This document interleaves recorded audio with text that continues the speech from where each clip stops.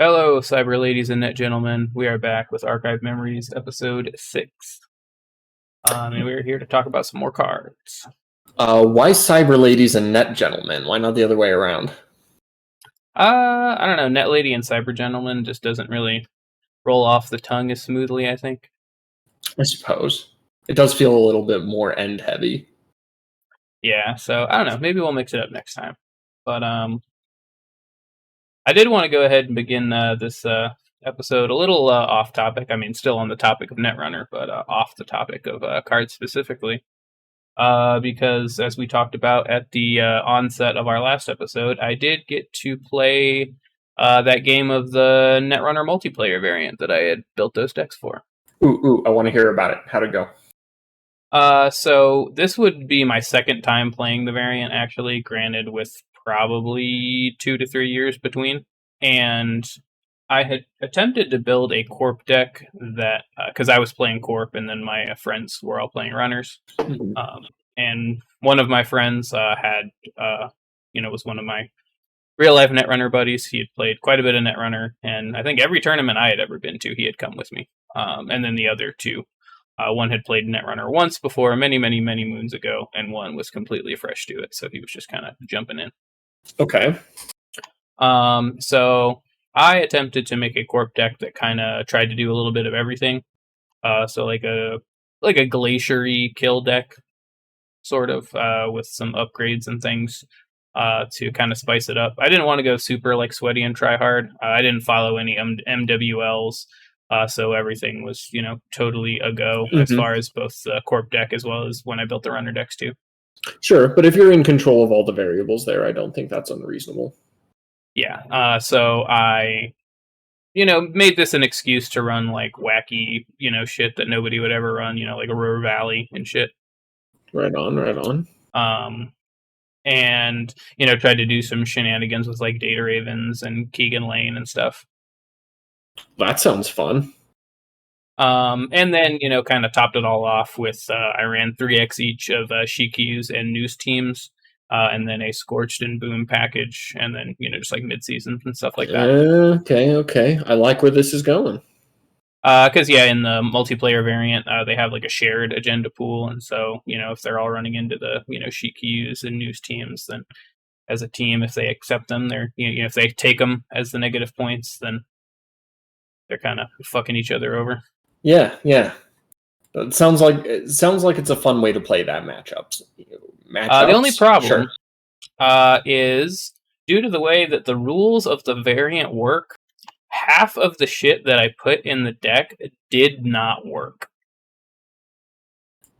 So the multiplayer variant has a very odd way that it functions in that the corporation can only interact on his turn with the active runner who has the infamy token in front of them, which moves clockwise around the table at the start of every corp turn.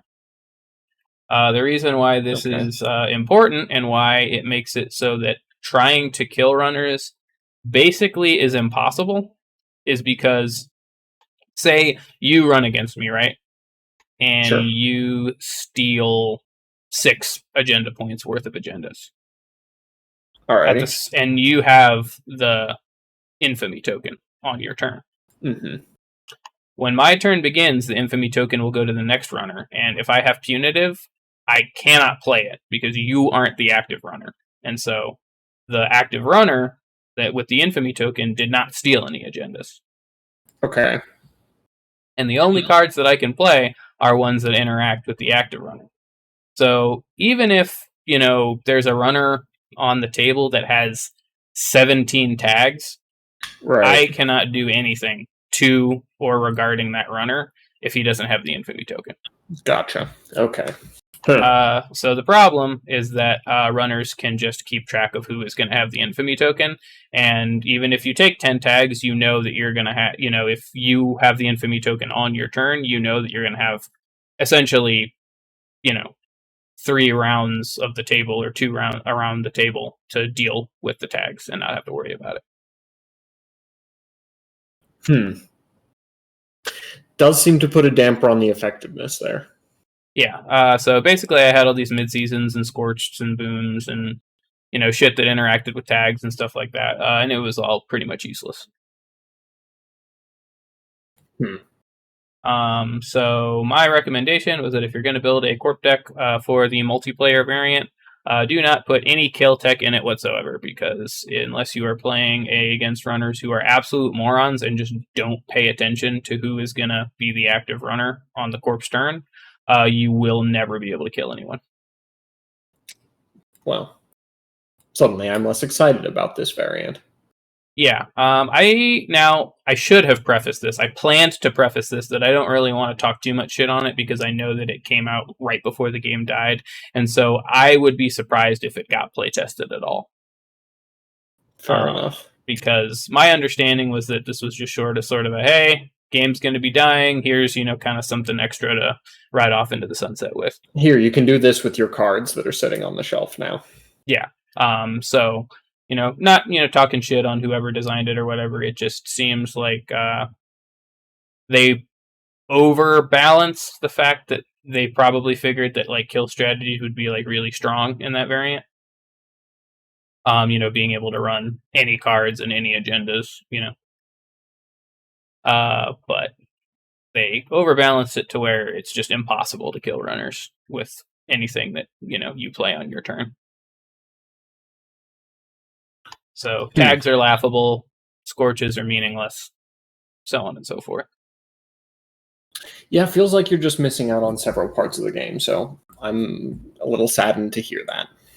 Yeah, so if you're gonna play that variant, you just have to play a strict, like, glacier-y / fast advance, kind of more normal, just scoring type of deck, or you're just gonna get wrecked. I did run a super low agenda density with only agendas that they had to like spend shit to steal. So I think it was my agenda suite was just 3 Obokadas and 3 Kawa projects. I like it. And then I wanted to make like a bigger deck just because I knew I didn't want to, like I said, go like super try hard and sweaty. So I didn't go like, the minimum agenda count or anything. So I decided to run like a 54 card deck with a bunch of shit going on. Because, like I said, I didn't want to be an asshole because I knew 2 of the people playing were not very familiar with the game. Fair enough. Yeah, you don't want to spoil their only and slightly odd interaction. Yeah. They actually did like it a lot, though. The 2 people that didn't have played, like, they could tell that it was a little janky, like the 4-player variant. But almost sadly, they were like, "Oh man, I really want to play like the regular Netrunner now. Like, yeah. I bet the 2-player game is awesome." It's like, well, it is and was. Yeah. But overall, still had a fun time with it. Game took like fucking 2.5 hours though. It was like crazy. Alright. But there's my little after action report for the multiplayer Netrunner variant. Fun to try, just don't try to build a kill deck. It will not work. Alright, well, what are we serving up this week, Isaac? Well, let me go ahead and start us out then on that. The first and likely the spiciest card we have to talk about today is Desperado. Desperado is a criminal hardware console. It costs 3 credits to install. It gives you +1 memory and the ability gain 1 credit whenever you make a successful run. Limit 1 console per player, and it is 3 influence a pop. Okay. Aaron, why did Desperado invalidate all other criminal consoles? Well, because when you set the bar this high right out the gate, you have to be really careful if you're gonna try to get over it. And I just don't think that, and probably rightfully so, that they were ever able to get over the bar. Just because a console that you're gonna play or is gonna be better or worth looking at over Desperado, outside of jank or memes, has to be pretty fucking strong. Yeah. And I'm more glad, I guess, that they didn't try to top Desperado, because I don't know what that console would have looked like. Probably would have been horrifying. Like, one memory, fine. I mean, that's about what you need for most rig setups anyway. Sometimes not even that. 3 credits to install, pretty simple. We basically talked about that zone for Grimoire where, especially early on in the game's life cycle, that could hurt, but it was not too bad. Middle of the road. Yeah. But gain 1 credit every successful run. Throw it in there whenever. Throw it in there with data suckers. Throw it in there with dirty laundries. Just run everywhere and access everything and get rich. Yeah, this is one that kind of snowballed, I'll say. Because out of the core set, I don't think that Desperado is... I don't want to say it's not that good, because it still clearly is. But out of the core set, I don't think Desperado is really a problem. I would kind of agree. So the majority of Desperado's support cards, I mean, we talked about this a little bit when we were going through the Anarch Breaker suite in general, is that it combos very well with rigs that make you run cheaply and often. That's Data Suckers, that's Yogg, that's Mimic, and those are all core set cards. So I think Desperado could have been a problem with just the core set, but it wasn't yet, mostly just because the game wasn't that well figured out. Sure. I just think that it was definitely really good in the core set, but like once we got a couple cycles in, that's when it kind of really tipped from really good to too good. That's fair. That's fair. Yeah, I would agree with that. And I mean, just to kind of jump right into it, right? The biggest thing about Desperado is a concept that we've already talked about a few different times, but click compression, right? Because what can you do with a click as a runner? You can play a card, you can draw a card, you can make a run, and you can get a credit. You can also, clear a tag if you have that for a click and, 2 credits. But so those are the actions that you can take, right? The biggest thing about Desperado is now it says that click that you're going to spend making a run, you can also at the same time do that other action where you get a credit, so long as it's successful. Right, which, if we're honest, is the majority of runs. Yes, because generally speaking, the runner's going to have more agency of whether a run is going to be successful or not than the corp will a lot of the times. Especially later on in the game when, they could instant install whatever the fuck they wanted. And yeah, agreed. Especially if you're talking, the old Shaper Atman degeneracy, or Atman, however you say that, which would commonly import Desperado just for that maximal run efficiency. Right. But that's the biggest thing, is that instead of your click doing one thing, now it does 2 things.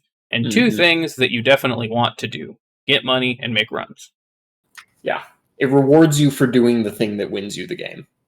Yes, because you want to make runs so that you can go and, of course, get agendas, and you want to get credits because you need money to be able to do those things. And while clicking for credits is, generally pretty bad and unexciting, being able to make a run and do that is huge. Agreed. Yeah.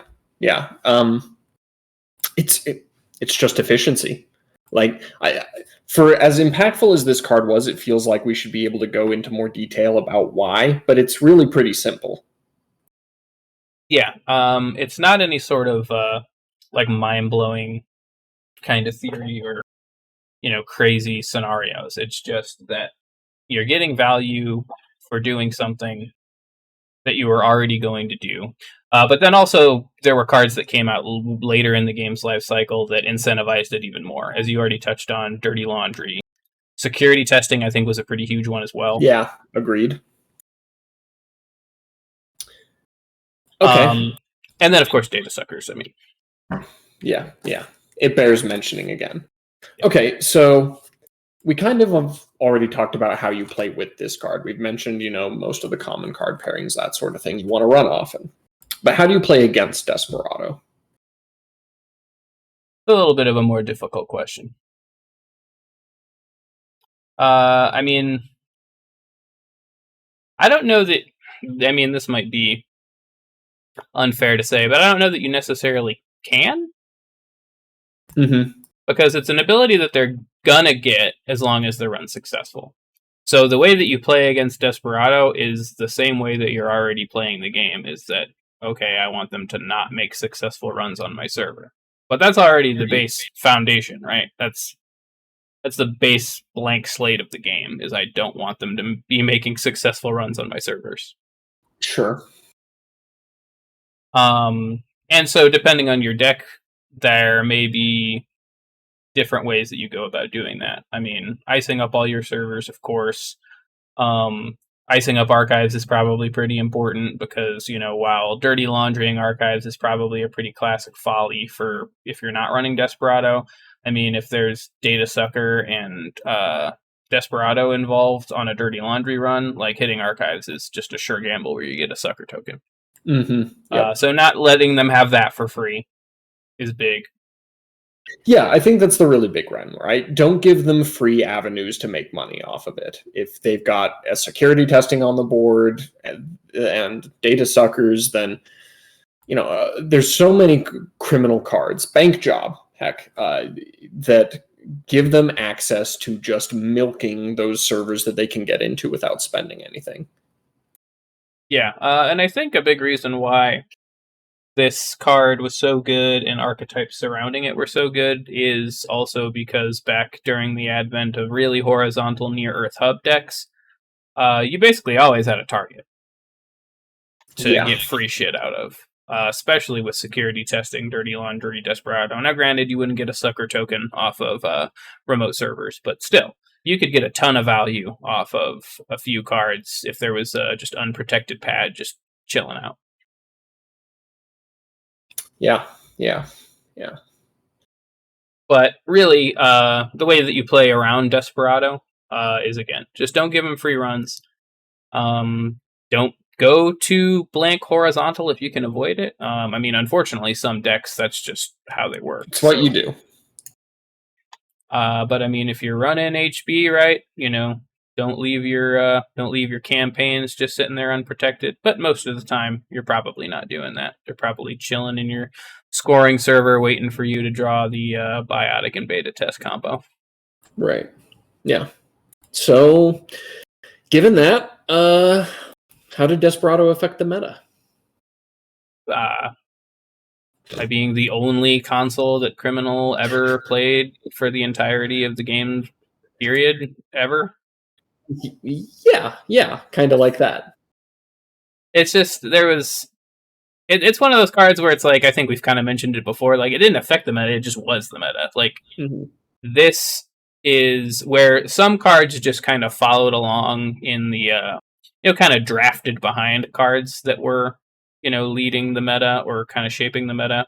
This is one that was at the vanguard. This was the tip of the spear. Yes. You built decks around this card. This heavily influenced the types of runners that were good and were played. And no other Criminal console, at least to my memory, ever came even close to it. And Account Siphon were maybe the largest contributors to the early domination of Criminals. Yeah, and maybe not even necessarily Criminals per se. Obviously Andromeda for sure, but there's Criminal cards. Criminals just had really great cards, whether you were in Criminal or not. At least two specifically great cards, being Desperado and Account Siphon. Because, like you said, at 3 influence, it wasn't completely unheard of that maybe you see this splashed somewhere.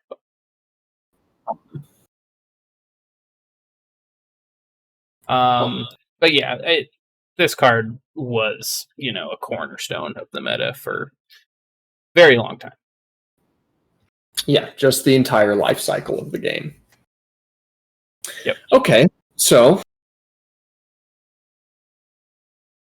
how do we like this card's flavor? Lukewarm. It's just a computer. It sure is a computer.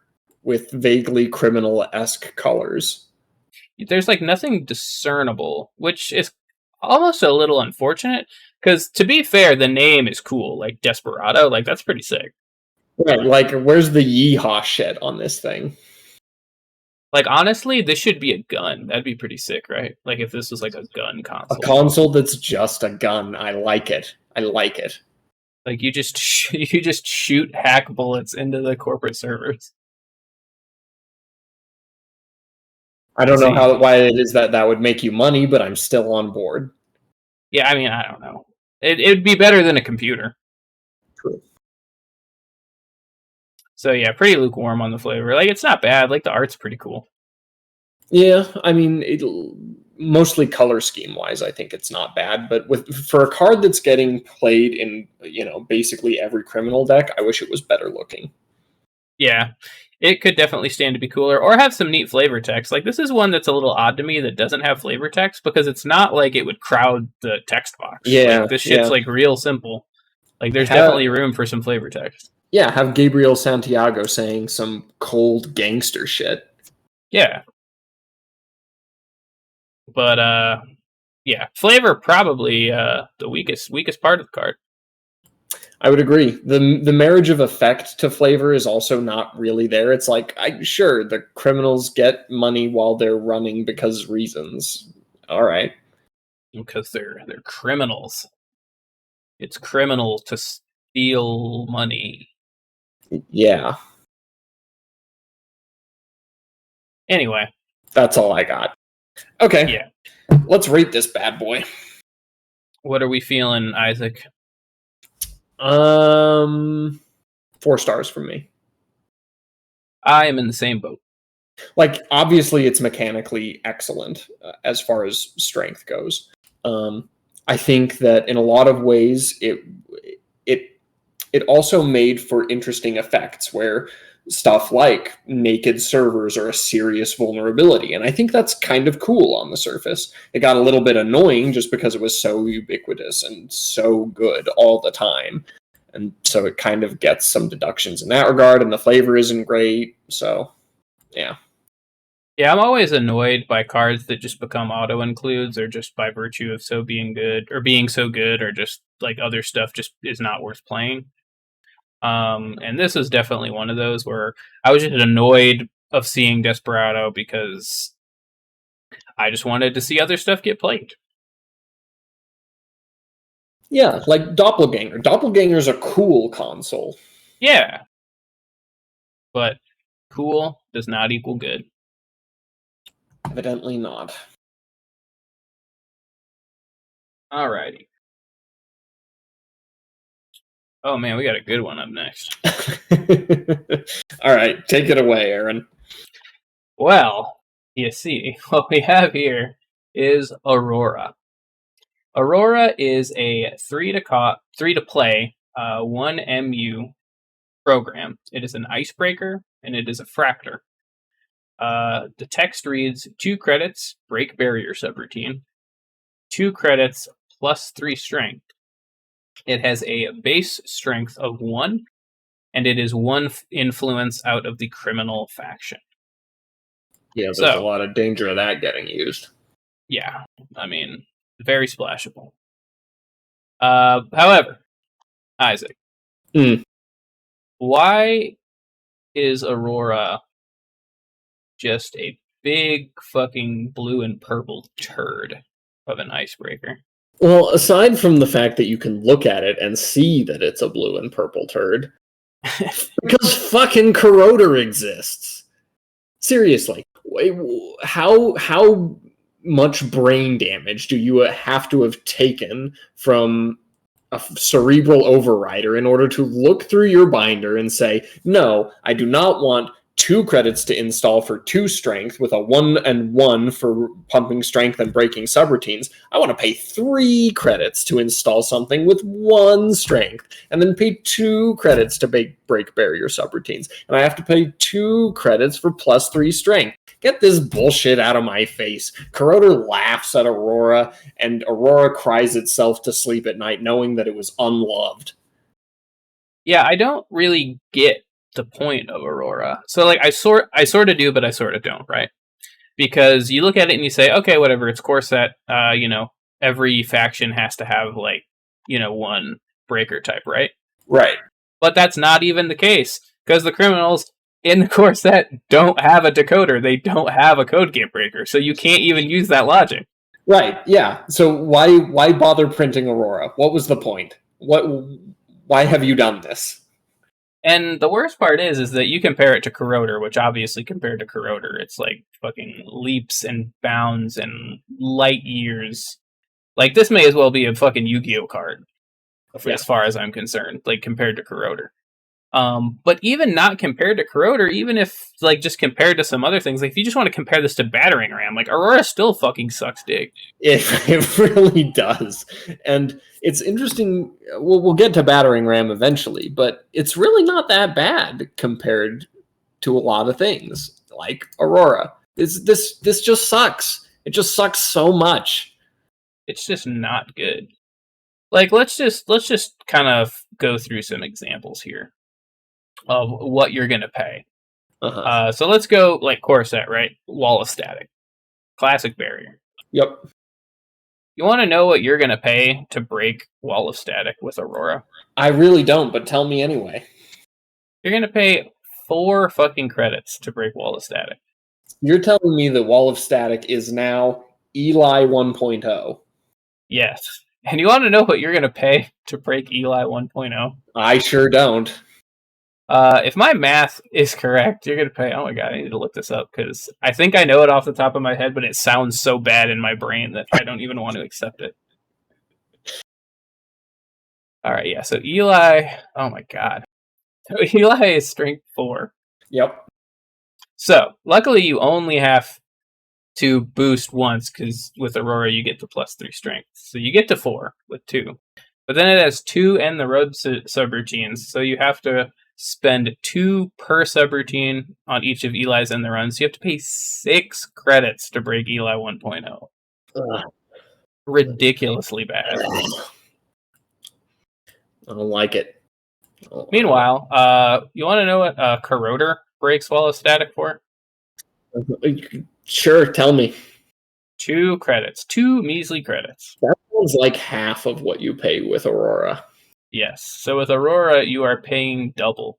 You are installing for more to pay double. It's not good. Yeah. Okay. Well, let's talk about flavor because really there's nothing else to say about this card. I mean, like I get that we don't want to skimp over any, card, every dog has its day, whatever. But like Aurora sucks, it sucks, I know it sucks, the audience knows it sucks. Damon Stone knows it sucks. Yeah. Adam S. Doyle knows it sucks. It's really not his best work. Yeah, flavor though. I mean, it's like a worm. I don't fucking know. Is it a worm? Is it like, is it one of those fucking eye floaties that you get that you can see when you're like walking outside and it's a bright day and they just like slide across your vision? That's what I've decided. Aurora is an eye floaty. Yeah, like you're looking at like the blue sky, like there's no clouds, Right, exactly. Yeah, and you just see that shit like in your eyes, and you're like, oh god, is this what I have to look forward to? Is it when my vision deteriorates and I get fucking cataracts? Isn't that what that shit is? You know what adds on to insult to the injury here? Aurora has no flavor text. It's an eye floaty that sucks at everything, that's got all of this blank space with no flavor text in it. Why does this card exist? I can only think that this was like the last card they designed and they realized that they were like one short. They were like, well, having to have 2 things that, just basic criminal is relying on Crypsis for, that's too much. Let's just give them a shitty fractor. Yeah, this card is absolute binder fodder. The only use that I've ever found for this card is I've put together a few cube draft sets for Netrunner. And I use Aurora as like the base fractor that everybody gets as like their packet of cards. Interesting. Just force them to suffer a little bit. Yeah. So when I build draft cubes, the base like starting breaker that everybody gets is like the shittiest one of that type, basically. I can respect it. Yeah. So you can, if you choose not to draft other breakers, like that's fine, but you're gonna have to deal with Aurora, Force of Nature, and Creeper. Ooh.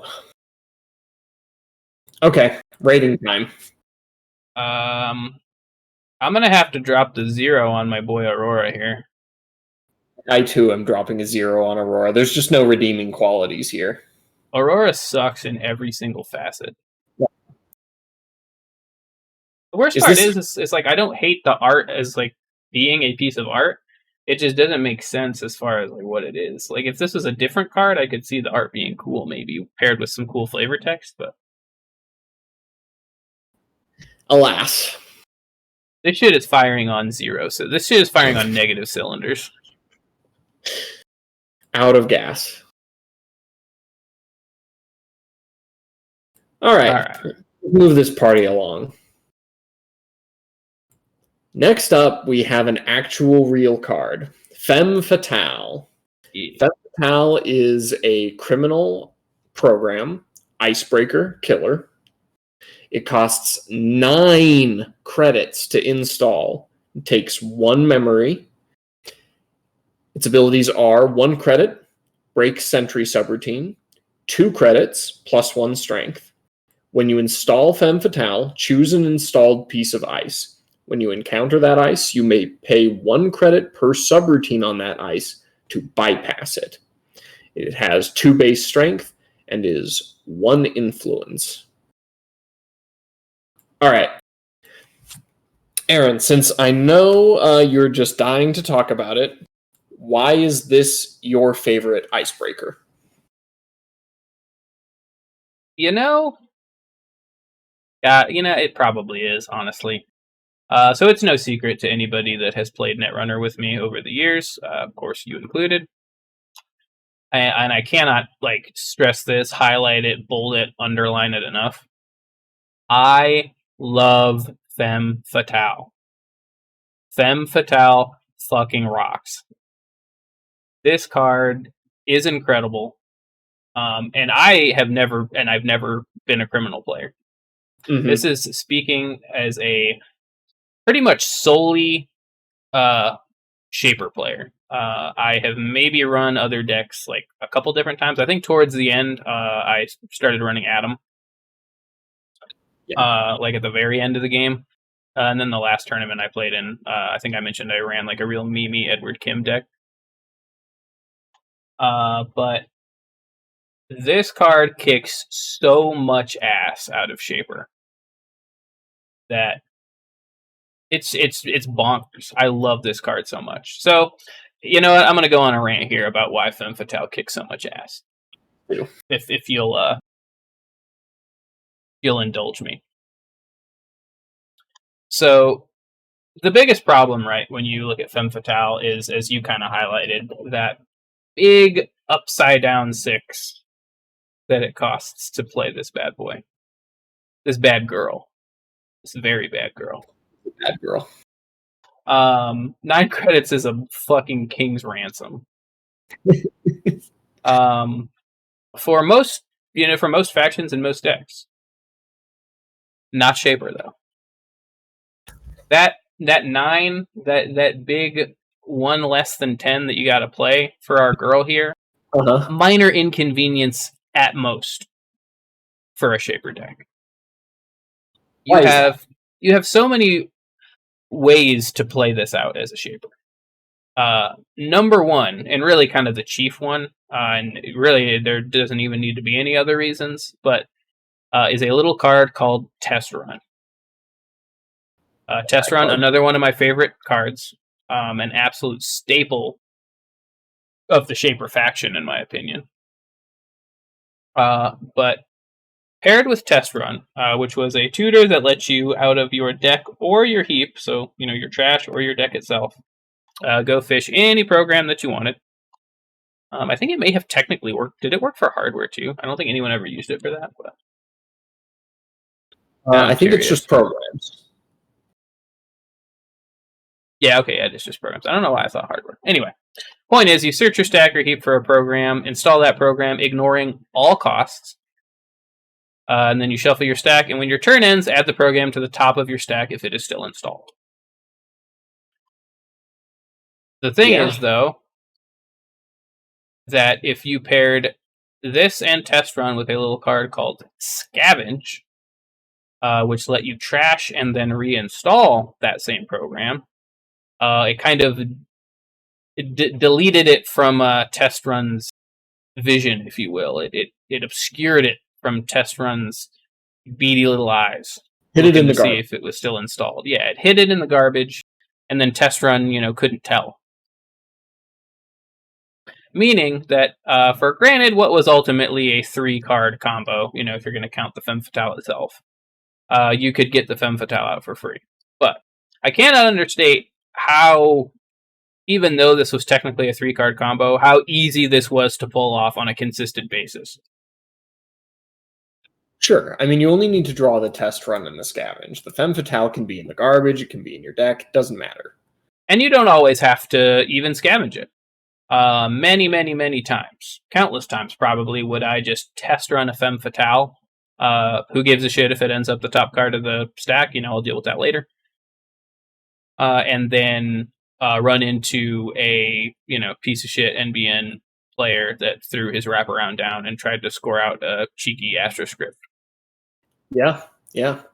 Because, one little credit and that wraparound is your bitch.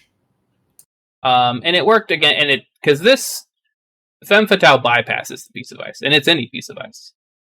Femme Fatale is really not an icebreaker so much. That's why, when you say, like, oh, is this my favorite icebreaker? Like, yes, but I don't even really consider it an icebreaker. I just consider it a program that just chooses a piece of ice and just punches it in the dick.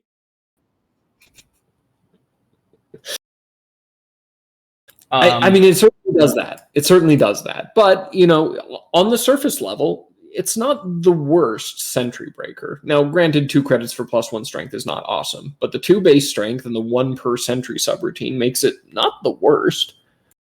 Yeah, that's another reason why, and I do think that Femme Fatale is a little underrated in that aspect, is that Femme Fatale did let you get through sentries, just by paying the cost to break them in a pinch, and it wasn't the worst thing ever.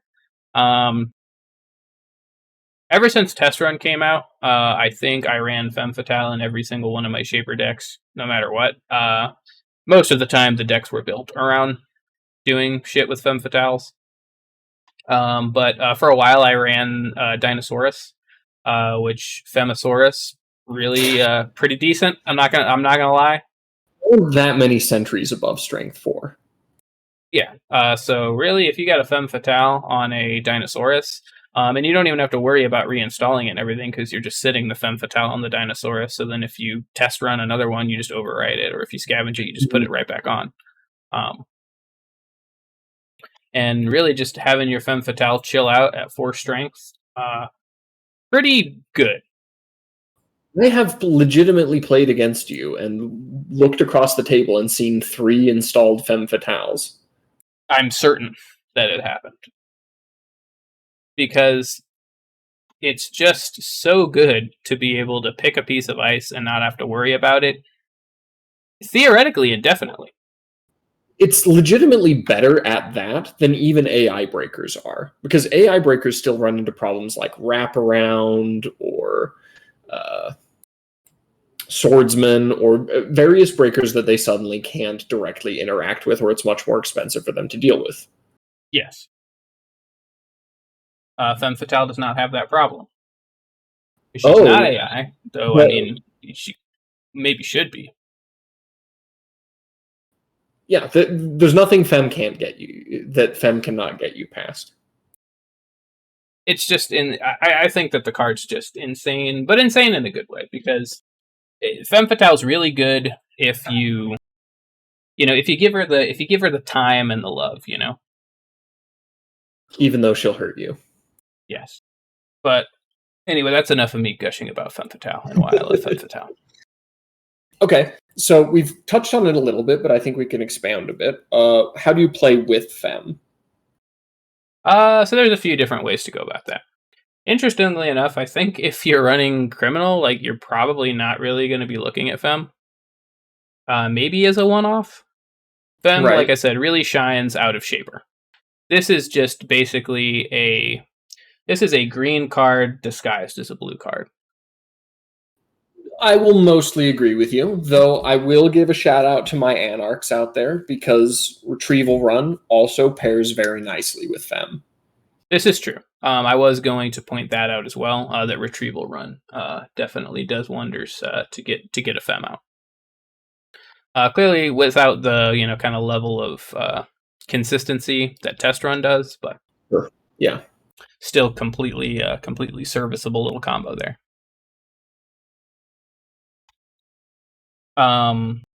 But yeah, so criminals probably don't really look at this, but really out of Shaper, you run your Test Run, you splash your Femmes, and the way that you play with it, when you are, if you're running it out of a Shaper deck and you have your Test Runs, is you look at a 1 deep server and you say, I am going to play a high impact run event on that server, usually R&D.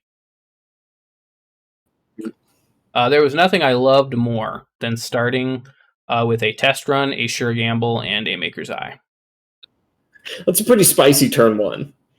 Because it's like, unless I'm playing against myself, right, and their next design, like they're not gonna have 2 ice on R&D turn 1. It's just almost never gonna happen. Just 3 casual accesses that they can't really do anything about. And it's insane, like what that does just from like a momentum perspective and being able to, even if you don't get agendas, just being able to right out the gate, see what you have going on across the table from you. Maybe you snipe a Jackson Howard. Maybe you get some other key pieces. You could even, if you're feeling especially spicy, I mean, if you're lucky enough to have an opening hand of, Sure Gamble, Test Run, Indexing, Maker's Eye, like, you could non-ironically win the game on your first turn. Obviously not that I think it maybe happened to me once or twice that I got that lucky, but like sincerely, it's so strong to just be able to play a string of high-powered run events right out the gate, and no matter what that piece of ice is, non-ironically, like they cannot stop you. Yeah, it's powerful. Other ways that I tried to run it, and I don't even think this was necessarily bad. I think just after Comet came out, that kind of stole my heart a little bit in wanting to build a deck around. But I did have a London Library Femme Fatale deck that I think was quite good. Definitely janky, definitely pretty memey, but I think that it had some legitimate spice to it. It did. Okay. So, how do you play against Femme? Hope that the ice they femmed was a pop-up window. Not a toll booth? Yeah, hope that it was not your fucking Wotan that they femme fatale. Yeah. No, I mean, that's kind of a tricky question, and I'll be honest, I didn't play against Femme a lot. I think like, it sounds like stupid to say, but I feel like I'm the only person that played Netrunner that like really knew how strong Femme was. I never played against Femme. Like nobody ever ran Femme against me. I basically never had to worry about it. A little weird. Like I would see Femme consistently. Like not that I never played against anyone who loved it as much as you did, but it was a card that I saw regularly. I don't know. Maybe Colorado was just sleeping on Femme. But yeah, I really think playing against it though, it's just you gotta diagnose, right?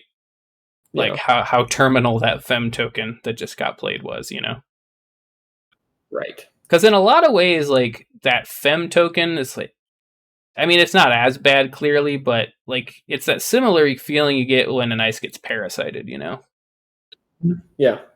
Like, not crazy different, obviously different, but adjacent, I'll say. Where this piece of ice that you have is now suddenly, most likely, far less useful than you wanted it to be.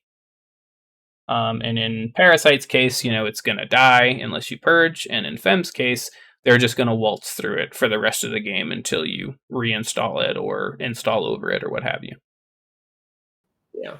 And even in your best case scenario, like, even in situations where I did Femme a pop-up window, I still wasn't that sad because now at least I know they're not going to get a credit when I pass it. Right. Yeah. Insane to think that even in that scenario, it's still pretty good. It's still better than any icebreaker. Right. And then in that sort of circumstance, you have to think, like, okay, do I leave the pop-up window Femme? Do I install over it? Like, Femme definitely makes you have to take some things into consideration, Right. Yeah. It changes the paradigm.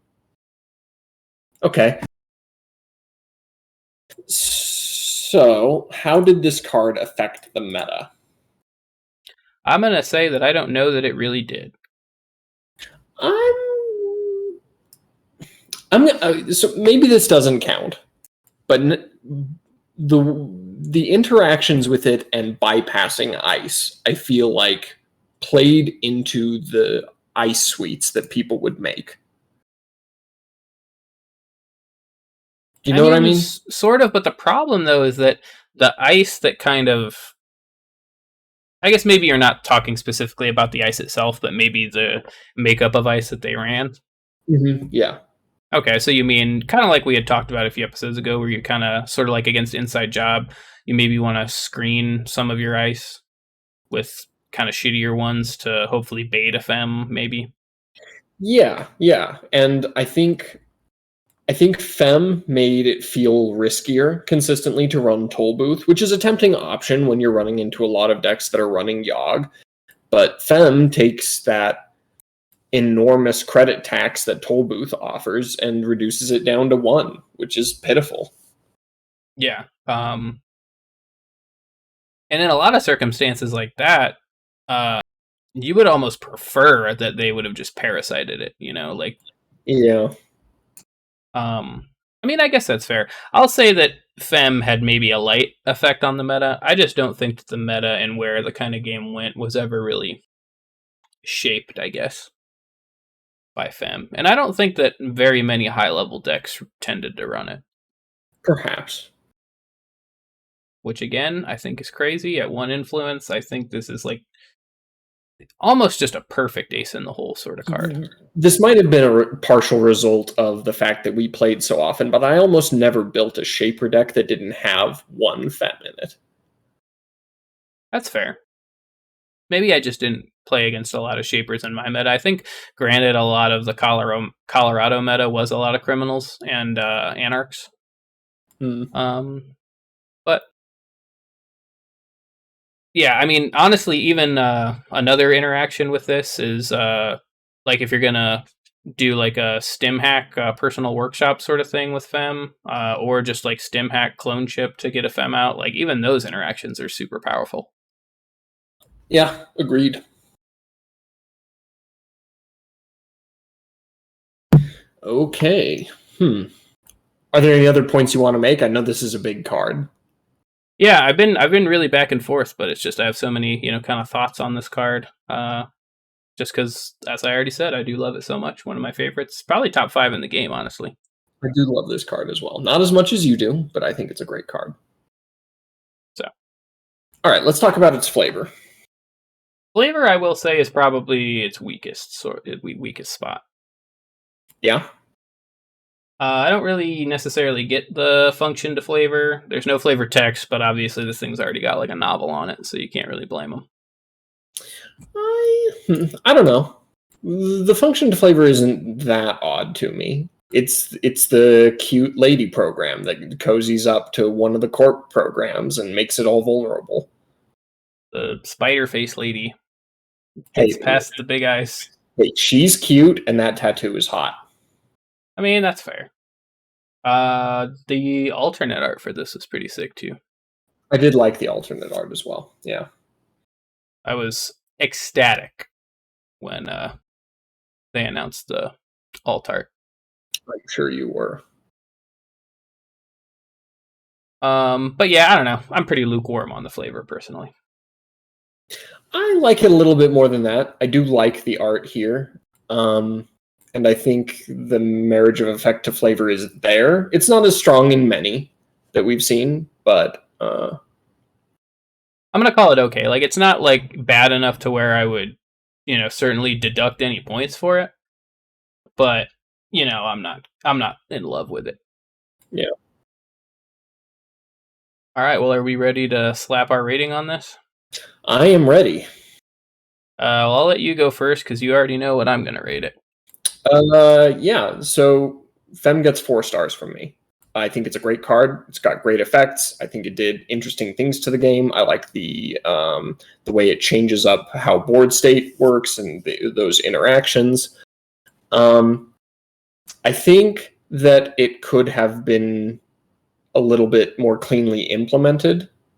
I remember being legitimately really angry when I first learned about how Femme and bypassing and things worked with stuff because it didn't make sense to me and it seemed counterintuitive. So I think some of its design elements could have been cleaned up a little bit, and I'm kind of deducting a point for that reason. But I love this card. I love that it works, and I love how it works. Yeah, I think I had kind of talked about before, and I think really more Femme is almost what I had in mind when I brought up the discussion with Inside Job, where that basically whoever's turn it is essentially decides what encounter effects go in order. Yeah. And that's why it made it work. But I do agree that the wording was really confusing because it's like, okay, well, I am encountering it, but why don't the encounter effects happen? Yeah.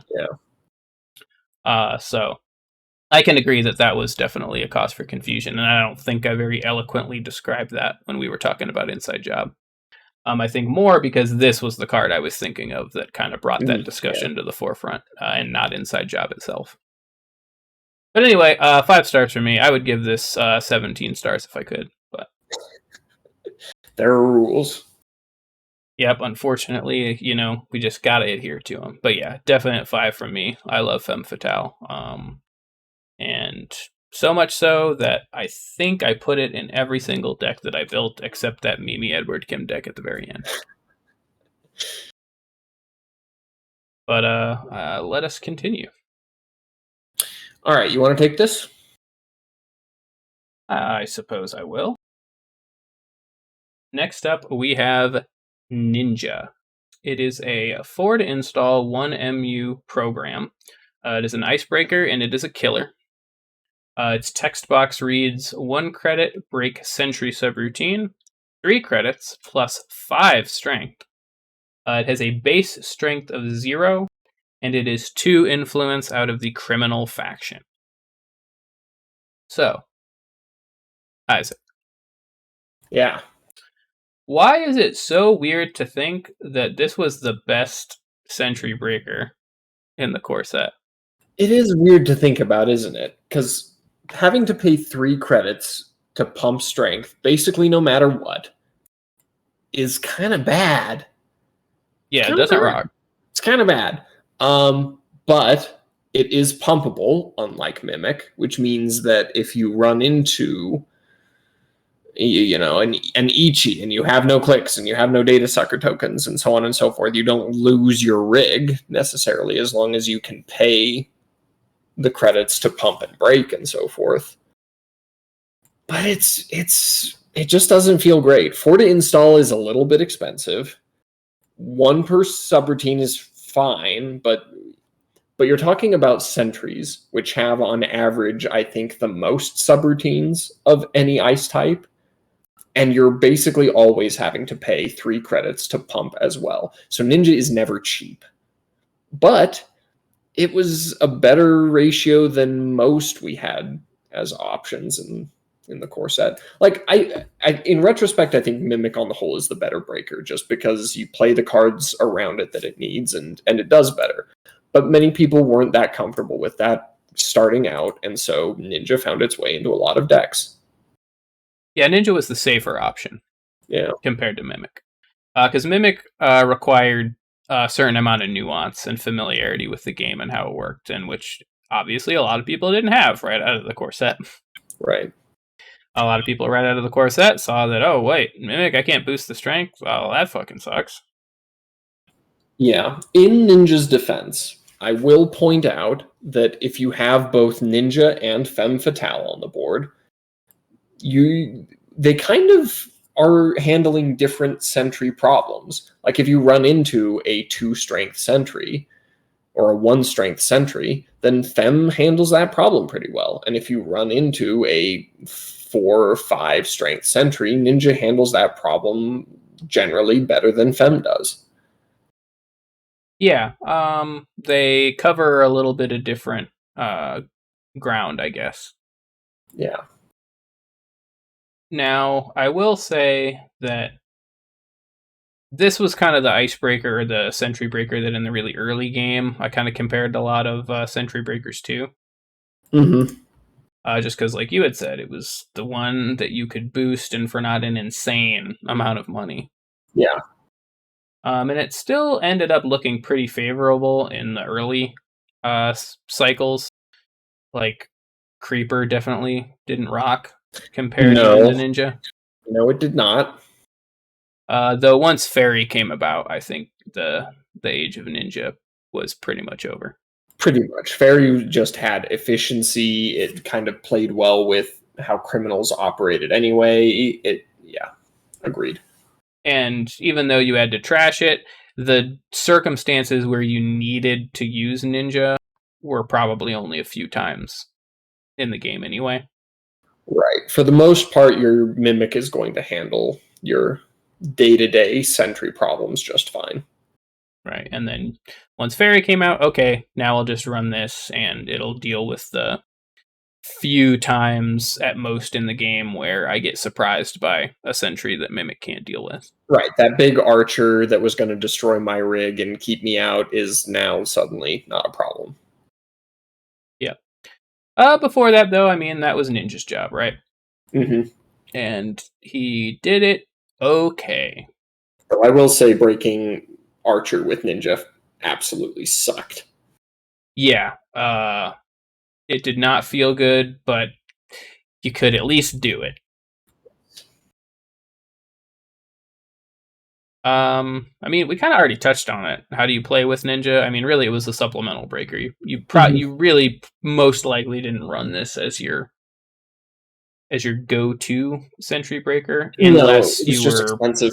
Yeah, unless you were one of those early players in the core set where you just didn't feel safe, unless you had a sentry breaker that you could boost, and you didn't want to run fucking pipeline because fuck pipeline. Yeah, we'll get to pipeline. How do you play against it? If you're playing against Ninja, then it's something that you've either played around or haven't when you built your ice suite, more or less.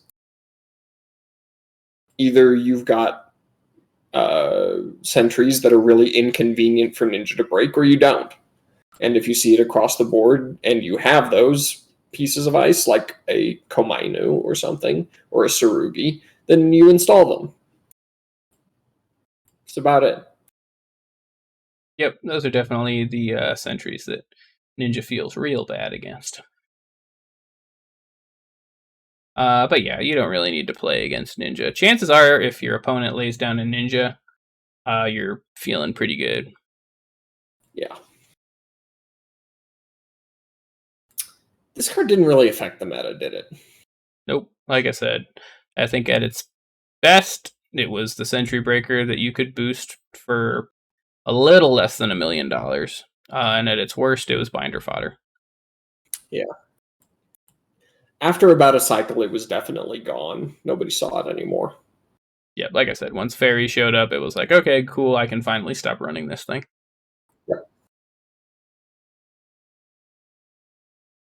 Flavor? It doesn't have much. For being a card named Ninja, you'd really expect more out of it. Yeah, it's just like a little ninja star shuriken, cyber shuriken. Yeah. But Favorite. that's like not the ninja though, right? Because the ninja is, I'm assuming is the program or thing that threw this cyber shuriken. But as you can see from the flavor text, you feel ninja before you see ninja, if you see ninja at all. All right, so So really, we don't know what ninja's art looks like. yeah, this is another corroder situation Though where I we think we may Kuroda's never prettier to know. look at. Yeah, corroder's definitely got better art, but we may never know what ninja actually looks like. Indeed. Pretty quick run through, but I think we're ready to slap a rating on our old pal ninja here. Yep. So this feels like a solid 2 to me. It does feel like a solid 2. Like, it's not bad enough to warrant being slapped at a 1, even though I don't like it. It's kind of vanilla and just kind of there. It's an icebreaker, whatever. Like I had mentioned, to be fair, like for a very short time, and granted it was a very short time, this was the one sentry that you could run and boost with, and it wasn't going to cost $7 million to do so. So basically, in the really early onset of the game, if you were going to be running a sentry breaker, you were basically going to be running this or mimic. Yeah, pretty much. So it at least gets a little bit of credit for that.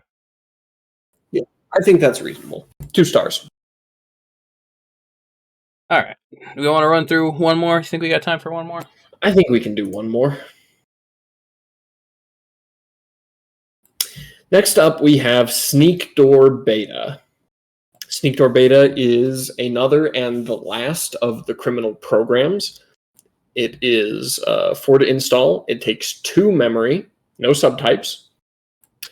It has 1 ability, click, to make a run on archives. If successful, instead treat it as a successful run on HQ. And it is 3 influence. All right. So, Aaron, why did Sneak Door Beta not last that long?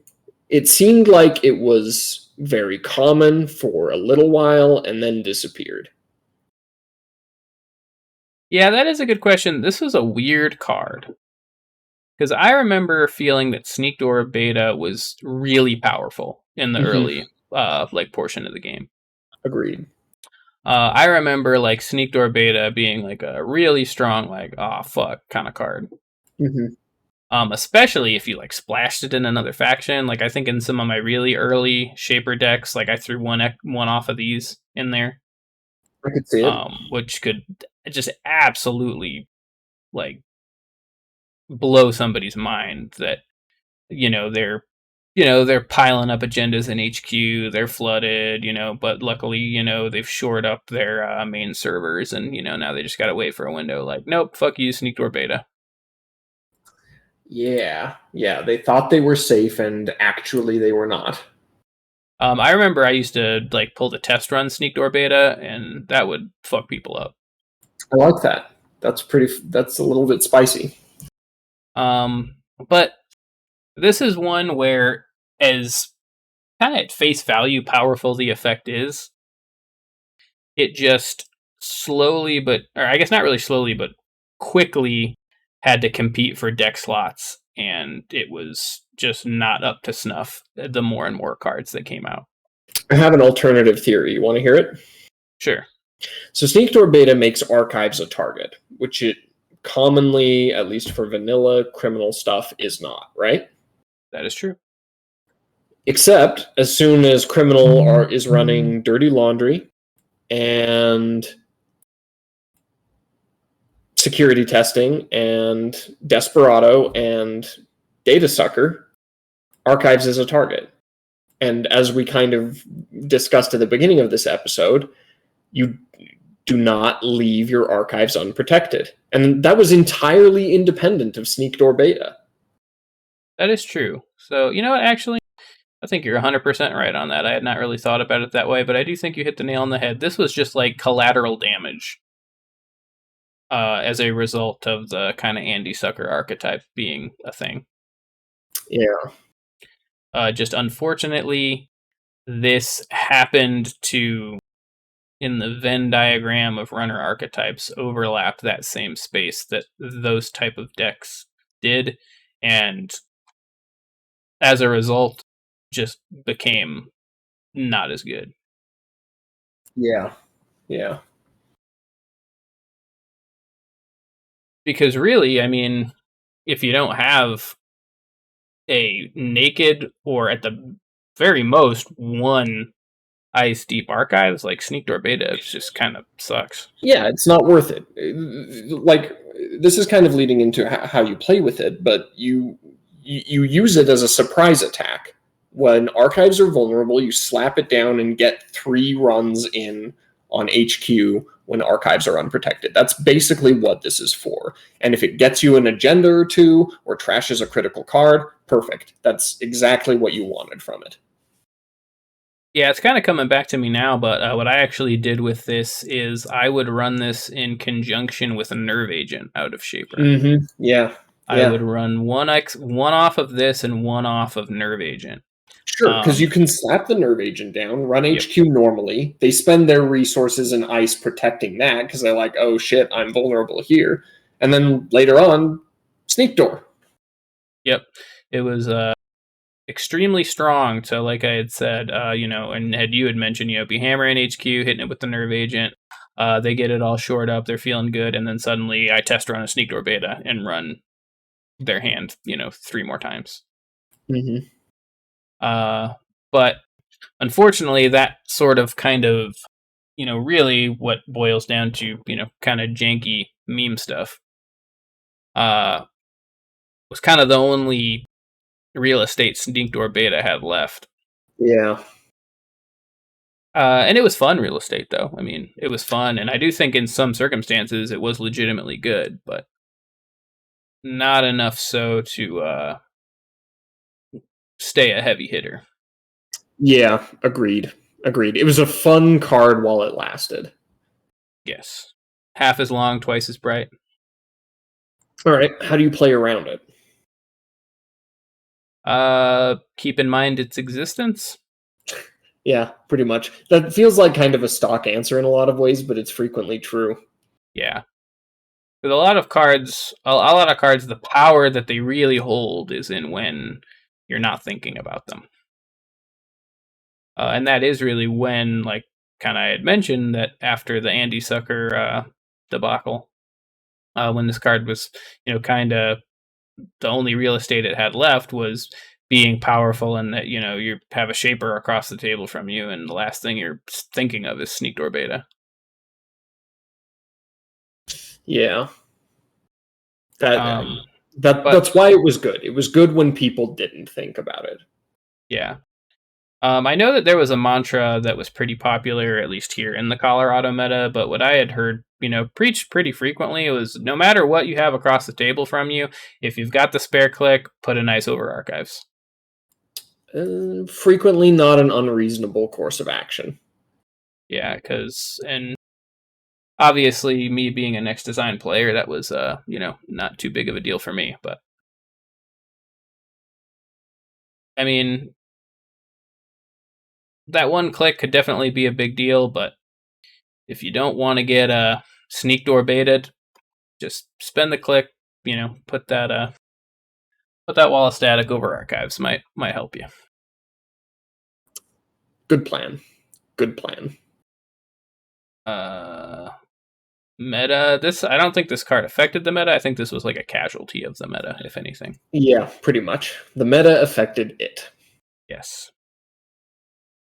Should we talk about its flavor? Yeah. I think that it is pretty cool. So do I. Like, this sort of Honey, I Shrunk the Kids Indian in the cupboard thing with dude crawling out of a book, like sneaking into some place. He's sneaking into HQ, apparently.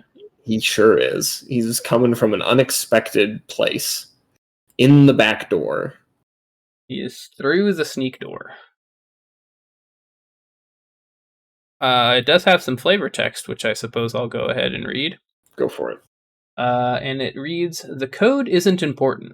It's where the code takes you that is important." Guru. Wise words from our man Guru. I think we already touched on this, but I was a little sad that we never got a Guru runner identity. Yeah, me too. It felt like they could have done Guru as like one of the mini factions, if nothing else. Yeah, like fucking Sonny LeBeau. Like, who the fuck is that? Give me Guru. Some bitch with 2 Link. I don't know. Yeah, but it always seemed like Guru was on the horizon. Like, this next cycle, we're probably gonna get Guru. Yeah. Never did. But no, I think that the flavor text is pretty cool. I do like the. I think that the marriage of function and flavor is awesome. Yes, agreed. That's definitely the strong part of the flavor for this card, in my opinion. Yeah, like it functions in the game exactly how you think that it, like a program like this would. Yep. I go into your garbage and surprise, I am in your headquarters. So definitely some great flavor. And I think the art's cool too, like we had touched on. I think just the art itself is also well done. Mm-hmm. Yep. Very cool card. Just a cool card all around. Yeah, and a fun one. Yeah, it's cool. It's fun. It's a very Netrunner card. Yes. If I had to choose, 5 or 10 cards that I thought, really were, were the best description of, what made Netrunner, I think Sneak Door Beta would probably make it in there. I think you're right. Yeah. It gives you the right idea about the game. Right. And that, I think, is worth a lot. Speaking of which, how many stars is it worth? This is a hard one for me because, while I only ran it pretty briefly in what was probably a pretty janky deck. I don't know, I could probably go back to my Netrunner DB decks and take a look at it and see if it actually looked any good, but I didn't actually run this card very much. But I always liked it. Always thought it was really cool. And always almost hoped to see it on the table, Yeah. It was always an interesting game when it came out. Right. So, but, based on our prior discussion, I don't know that it's really worth the 4 stars that I really want to give it. Well, I'm going to give it 4 stars because I like it, because it's fun, because it's cool, because it's the things I like about Netrunner. And it's not its fault that Andy Sucker came in to ruin its day.